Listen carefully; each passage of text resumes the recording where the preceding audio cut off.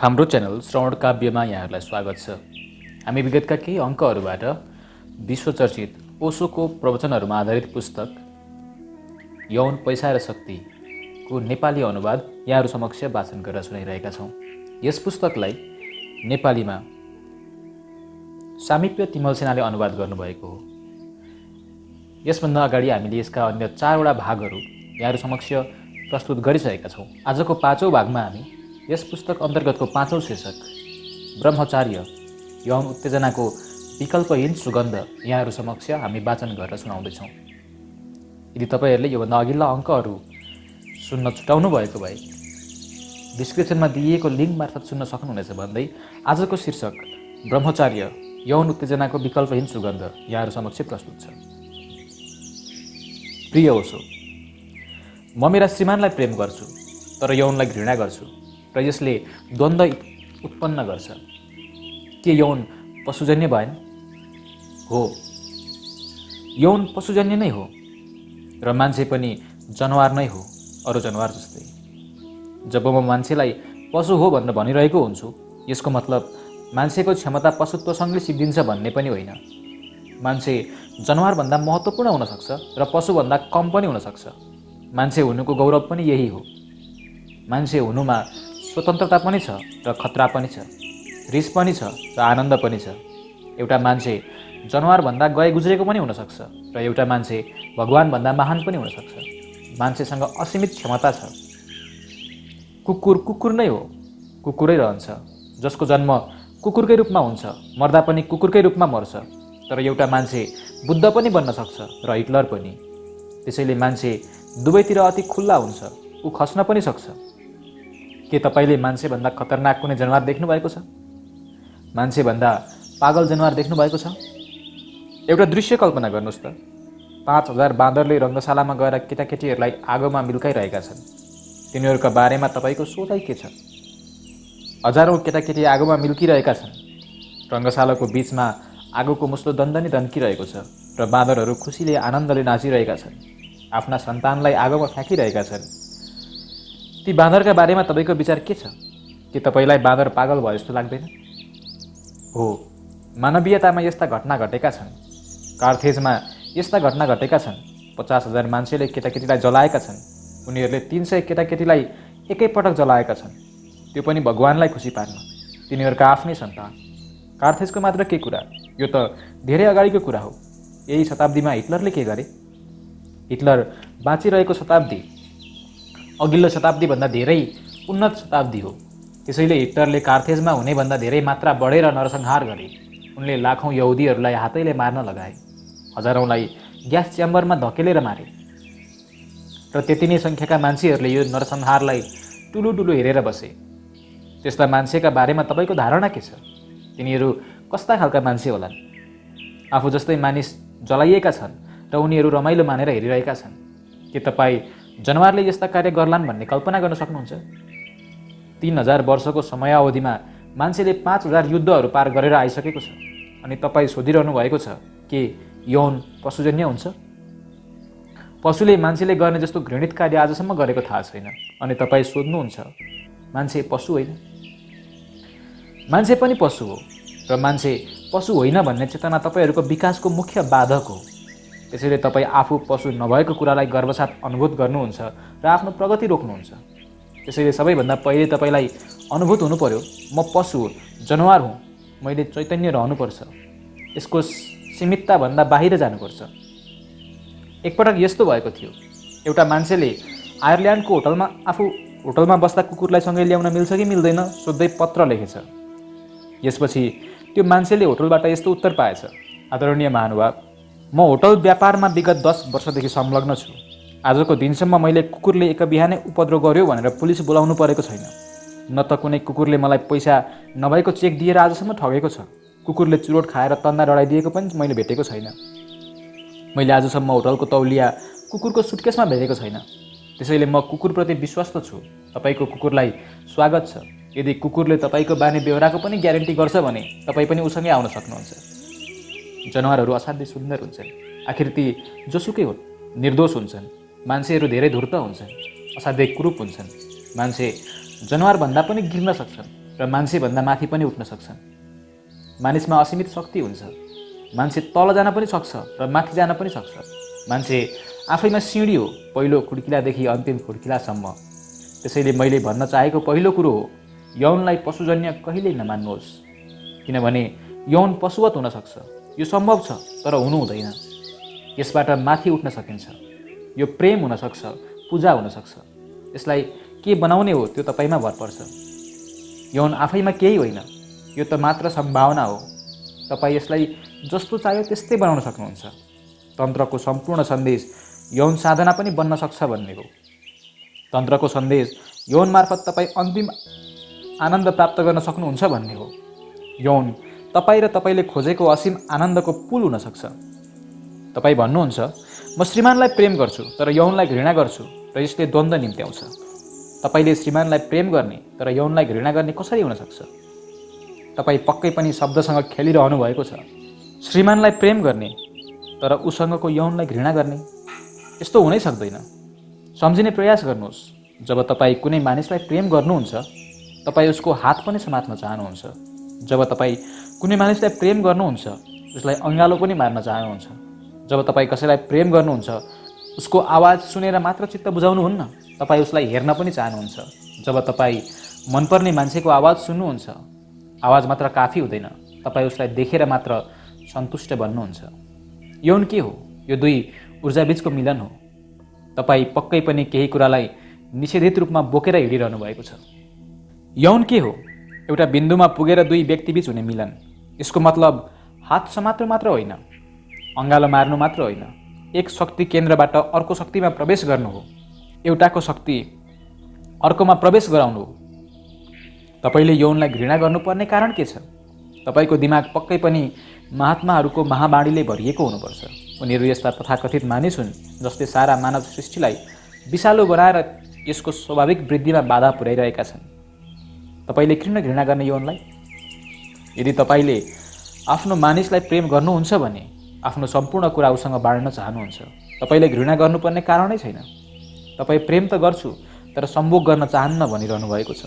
यसको मतलब हो तपाई यस्तो मानिसलाई प्रेम गरिरहनु भएको छ जसले तपाईका लागि घर किनिदिन्छ, गाडी किनिदिन्छ, भुवादार कोट किनिदिन्छ। तपाई यी सबै सामान बापत उसलाई प्रेम गर्नुहुन्छ र भन्नुहुन्छ, म श्रीमानलाई प्रेम गर्छु, र उसँग तपाई केही पनि बाँड्न चाहनुहुन्न। जब तपाई प्रेम गर्नुहुन्छ, सबै कुरा बाँड्नुहुन्छ। जब तपाई प्रेम गर्नुहुन्छ, तपाईसँग कुनै रहस्य बाँकी हुन्नन्। जब तपाई प्रेममा हुनुहुन्छ, तपाईको हृदय वाङ्ग हुन्छ। जब तपाई प्रेममा हुनुहुन्छ, तपाई उसैसँग नरक पनि जान तयार हुनुहुन्छ।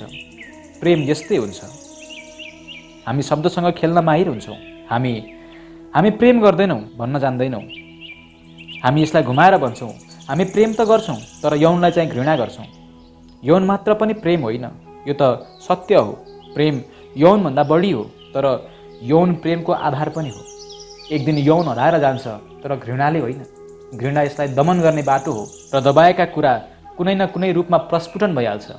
त्यसैले तपाईँ साधु वा साधुनी हुने प्रयास नै नगर्नुहोस्। एउटा कथा सुनौ। भिक्षुणीले एउटा अनाथालय चलाउँथिन्।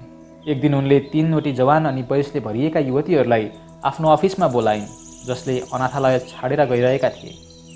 उनले भनिन्, अब तिमीहरू पापी दुनियाँमा जाँदैछौ। तिमीहरूलाई मैले कस्ता कस्ता लोग्ने मान्छेहरूसँग सावधान रहने भन्ने कुरा बताउँछु। सबैभन्दा पहिले तिमीहरूलाई खुसी किनिदिने मानिससँग सावधान रहनु। दोस्रो, जसले कोठामा लैजान चाहन्छन्, तिमीहरूका लुगा खोलिदिने र छाडा कुरा बोल्ने गर्छन्, त्यस्ताबाट सावधान रहनु।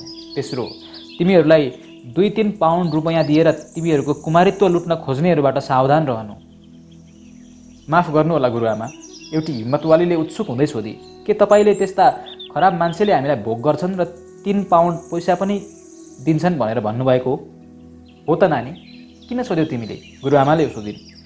ए, पुजारीले त हामीलाई एउटा स्याउ मात्रै दिएर यो सबै गर्छन्, युवतीले निर्दोषताका साथ बताए। याद राख्नुहोस्, यौन प्राकृतिक कुरा हो। योभन्दा पर जान सकिन्छ, तर दबाएर होइन। यदि तपाईँले यसलाई दबाउनुहुन्छ भने ढिलो चाँडो कतै न कतैबाट यो प्रस्फुटन भइहाल्छ। तपाईँले रोक्ने चेष्टा गर्नुभयो भने यसको सट्टामा केही न केही चाहिन्छ नै, तर प्रतिस्थापनमा आएको कुराले केही मद्दत गर्दैन। र एकपटक जब प्राकृतिक कुरालाई नक्कली कुरासँग प्रतिस्थापन गरिन्छ, तपाईँ प्रतिस्थापित कुरासँग झगडा गरिरहनुहुन्छ, तर यसले कुनै फाइदा गर्दैन। मैले सुनेको थिएँ एउटा अपरिचित मान्छे रेलको यात्रु बोक्ने टाँगा भए ठाउँ गयो। त्यहाँ 2 जना मान्छे पहिल्यैदेखि बसिरहेका थिए। तीमध्ये एउटा मान्छे अलि अनौठो स्वभावको थियो। उसले बारम्बार आफ्नो कुहिनो कन्याइरहेको थियो। लगातारको कुहिनो कन्याइले अर्को मान्छे झन्डै पागल भइसकेको थियो।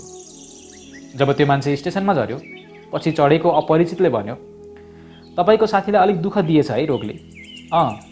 उसले कब्जियतको गोली अलि बढी खाएछ। मैले त उसको कब्जियतको कुरा गरिरहेको छैन। मैले त उसले भर्खरै जसरी कन्याइरहेको थियो त्यसको कुरा गरेको हो। उसलाई कब्जियतकै समस्या हो, मान्छेले जोड दिँदै भन्यो। ऊ धेरै धार्मिक प्रकृतिको मान्छे हो र सरकारी कर्मचारी पनि हो। उसको कुहिनो कन्याई उसको प्रतिस्थापनको प्रयास हो। तर प्रतिस्थापनले कुनै पनि मद्दत गर्दैन। प्रतिस्थापनले त निषेधभाव सिर्जना गर्छ, लगाव सिर्जना गर्छ। यदि तपाईँ प्रकृतिभन्दा पर जान चाहनुहुन्छ भने प्राकृतिक रहनुहोस्, स्वाभाविक रहनुहोस्। प्राकृतिक रहनु पहिलो आवश्यकता हो। म यो प्राकृतिक रहनु मात्रै ठुलो आवश्यकता हो भनिरहेको छैन। प्रकृतिभन्दा पर पनि केही हुन्छ। तन्त्रको सन्देश यही हो। चन्द्रमा छुने चाहना राख्नुहुन्छ भने धरतीमा रहनुहोस्, जमिनमा रहनुहोस्। आफ्ना वरपरका रुखहरूलाई हेर्नुहोस्, तिनीहरू जमिनसँग जोडिएका छन्। जरा त जमिनमै गाडिएका हुन्छन्, त्यसैले तिनको उचाइ त्यति धेरै हुन्छ। तिनीहरू जति अग्लिन चाहन्छन्, जमिनभित्र त्यति नै धेरै जानुपर्ने हुन्छ। यदि रुखले तारा छुने हो भने तलसम्म जानुपर्ने हुन्छ। यदि तपाईँ आत्मा हुन चाहनुहुन्छ भने तपाईँको शरीरसँग तपाईँले जरा गाड्नुपर्छ। तपाईँले यौनमा जरा गाड्नुपर्छ। यदि तपाईँ साँच्चैकैको प्रेमी बन्न चाहनुहुन्छ भने हो, प्रेममा जति ऊर्जा खर्चिन्छ यौनको चाहना उति नै कम हुन्छ। तर यसका लागि तपाईँले यौनलाई घृणा गर्नु हुँदैन। घृणाको कसैसँग पनि सुमधुर सम्बन्ध हुँदैन। घृणाले सामान्यतया तपाईँको डर जताइरहेको हुन्छ। घृणाले तपाईँभित्रको डरलाई व्यक्त गराइरहेको हुन्छ। घृणाले कहीँ न कहीँ अन्तरमा तपाईँ त्यसलाई रुचाउनुहुन्छ भनेर देखाइरहेको हुन्छ। यदि यौनलाई घृणा गर्नुभयो भने तपाईँको ऊर्जा अर्कैतिर आकर्षित हुन्छ। ऊर्जाले गति पाउनुपर्छ। यौनलाई बाँध्यो भने मान्छे झन् महत्त्वकाङ्क्षी हुन्छ। यदि तपाईँ साँच्चीकै महत्त्वकाङ्क्षी बन्न चाहनुहुन्छ भने यौनलाई दमन गर्नुपर्ने हुन्छ। यसपछि महत्त्वकाङ्क्षा मात्र ऊर्जा हुन्छ। तपाईँ सारा संसारसँग रिसाउनुहुन्छ। तपाईँ ठुलो क्रान्तिकारी बन्नुहुन्छ। संसारका सबै ठुला क्रान्तिकारीहरू यौनलाई दबाउने समस्याले ग्रस्त हुन्छन्। यस्तो संसार जहाँ यौनलाई प्राकृतिक रूपमा स्वीकारिन्छ, यसलाई निषेध गर्नुपर्ने वस्तुको रूपमा बुझिन्न, यस्तो ठाउँबाट राजनीति हराउँछ, क्रान्तिकारी हराउँछन्। तिनीहरूको कुनै आवश्यकता हुँदैन। मान्छेले यौनलाई दबायो भने उसको ध्यान पैसातर्फ मोडिन्छ। उसले यौन ऊर्जालाई अर्कोतिर रूपान्तरित गर्छ। तपाईँले त्यस्ता मान्छे देख्नुभएको छैन जो 100 रुपैयाँको नोट समात्दा पनि प्रेमिकालाई समाते जस्तो गर्छन्? के उनीहरूका आँखामा पैसाप्रतिको अनुराग देख्नुहुन्न? तर त्यो राम्रो दृश्य होइन। प्रेमको गहिराईमा पुगेर महिलालाई समात्नु अनुपम दृश्य हो। तर 100 रुपैयाँको नोट देखेर त्यसै गरी मुग्ध हुनु क्रूप दृश्य हो। यो प्रतिस्थापन हो। तपाईँ जनावरलाई ठग्न सक्नुहुन्न। एकजना मान्छे छोरालाई बाँदर देखाउने उद्देश्यले चिडियाखाना गयो। छोराले आजसम्म बाँदर देखेको थिएन, त्यसैले ऊ बाँदर हेर्न असाध्यै उत्सुक थियो। उनीहरू चिडियाखाना गए, तर चिडियाखानामा बाँदरै थिएनन्। त्यसैले बाउले चिडियाखानाको पालेलाई सोध्यो, के भयो यहाँ? बाँदरहरू कता गए? पालेले उत्तर दियो, यो उनीहरूको प्रेम गर्ने मौसम हो, त्यसैले उनीहरू आफ्नै झुपडीमा होलान्। त्यो मान्छेलाई अलिक दिक्क लाग्यो। उसले कति अगाडिदेखि छोरालाई बाँदर देखाउन चाहेको थियो, तर देख्नै नपाउने भयो। त्यसका लागि उनीहरू कति टाढादेखि आएका थिए, तर यहाँ आउँदा त प्रेम गर्ने मौसम रहे। त्यसैले उसले सोध्यो, के तिनीहरूलाई बदाम मिल्काइदियो भने तिनीहरू बाहिर आउँदैनन्? पालेले जवाफ दियो, के तपाईँ आउनुहुन्छ? मेरो विचारमा मान्छे भए दौडेर आउँथ्यो। बदाम त के, त्योभन्दा नमिठो कुरा मिल्काएको भए पनि मान्छे भए बाहिर आउँथ्यो। तर बाँदरहरू पैसा दिएको भए पनि बाहिर आउन्नथे। उनीहरूले भन्ने थिए, तिमीहरूको पैसा तिमीहरूसँगै राख, यो प्रेमको मौसम हो, तिम्रो पैसा फिर्ता लैजाऊ। यदि तपाईँले तिनीहरूलाई बाहिर आऊ, तिमीहरूलाई अमेरिकाको राष्ट्रपति बनाउला भनेको भए तिनले भन्ने थिए, तिमीहरूको राष्ट्रपति तिमीहरूसँगै राख, प्रेमको मौसम चालु छ। यदि मान्छेलाई राष्ट्रपति बनाउँछौ भनेर भन्ने हो भने ऊ आफ्नी प्रेमिकालाई पनि मार्न तयार हुन्छ। यदि शर्त यही हुन्थ्यो भने उसले पक्कै त्यही गर्थ्यो। यो प्रतिस्थापन हो। तर तपाईँ जनावरलाई ठग्न सक्नुहुन्न, मूर्ख बनाउन सक्नुहुन्न। मैले सुनेको थिएँ, एउटी अविवाहित महिलाले घरमा सुँगा पालेकी थिइन्। सुँगाले बारम्बार भनिरहन्थ्यो, म डट डट डट गर्न चाहन्छु, म ड्यास ड्यास गर्न चाहन्छु।